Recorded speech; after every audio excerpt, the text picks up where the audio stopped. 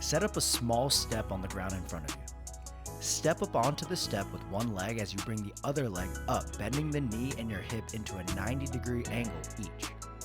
As you drive your knee up, raise your opposite arm straight up overhead into a reach position. Return that leg to the ground and place your full weight onto it. Continuously perform this motion for the prescribed amount of reps.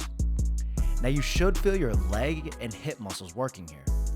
Keep in mind, keep your upper half upright, don't slouch forwards as you step up and back, and don't rush and pause at each step in the exercise.